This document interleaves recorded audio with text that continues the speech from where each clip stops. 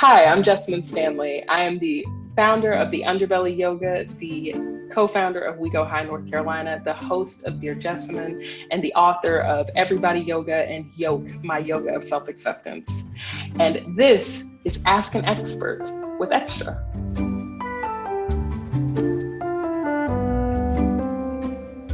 How can I cancel the things that don't make me happy? I think you can cancel the things that don't make you happy by prioritizing what makes you feel good above all else. And it makes the list of things that you don't want in your life a lot easier to accept because they're not at conflict with the most important thing. And it helps me to remember that if I'm living my truth honestly and authentically, then it's making space for those other people to do the same thing. And for the people that I love to care about themselves the way that I care about them. And that I am able to actually manifest love for other people by first loving myself. How can I spend less time on social media? The biggest thing is probably to hide your phone, hide your devices, because it's like, I've done the trick of like, oh, delete it all off your phone. You just re-download it, like whatever. It's like, hide the device, completely hide, like put it in the bottom of a box and then put that box inside another box and then put that box at the bottom of your closet and then make it so that you have to do work to get it. And don't penalize yourself when you inevitably need to go back to your device, because this is the age that we're living in and it's fine. But manually unplugging yourself from the matrix is definitely needed. It is okay to need to detox from technology and then just settle into it and then let it be a prize at the end. But hide your phone. That's my tip. Why is it, do you think, that we don't see, at least in North America, so many yoga instructors who aren't like cis, white, thin people? We are living in a world where white supremacy reigns. And I think that is reflected in every corner, every microcosm, every community to some degree. And I think that one of the many long-term effects of that is a teaching industry that looks overwhelmingly white, cis, het, thin, able-bodied, ageist, just very much, it's like one-dimensional.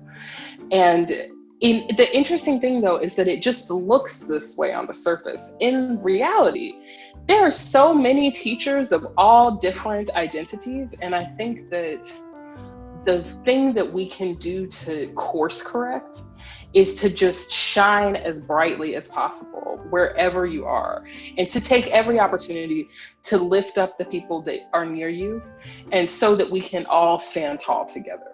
What advice do you have for people who are curious about yoga, but who have been made to feel like the practice isn't for them?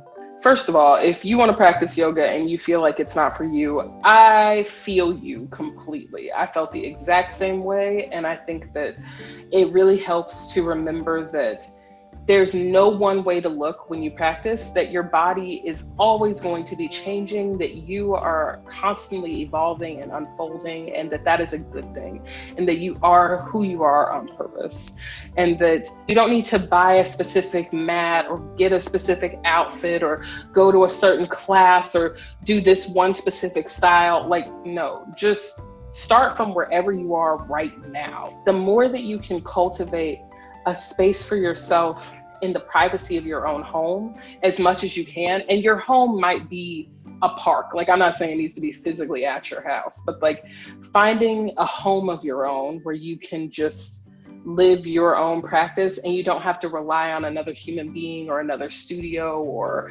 anything. Just finding that space, it'll give you the confidence to go out and practice yoga or CrossFit or swimming or hiking or whatever the thing is that you want to do next. It'll give you that confidence because you found that sacred space inside yourself that is really what you're looking for.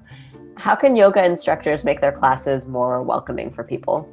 I think this is probably one of my most frequently asked questions. And I think that a lot of people want me to tell them the magic keys to being able to have a space that feels inclusive and diverse and like where everyone can just be themselves. And I would say that the first step to having that is to ask yourself, why is that not already happening? Why is my space already not inclusive?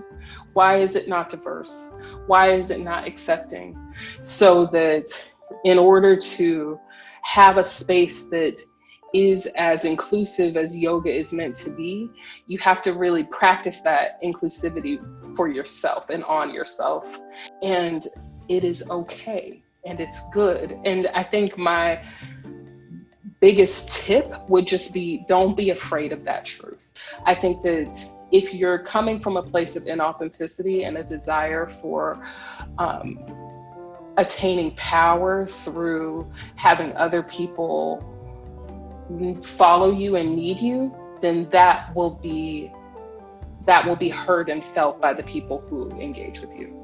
You can find me on social media at my name is Jessamyn, and you can find my yoga studio at the Underbelly Yoga, and you can try a 2-week free trial of the Underbelly if you go to theunderbelly.com.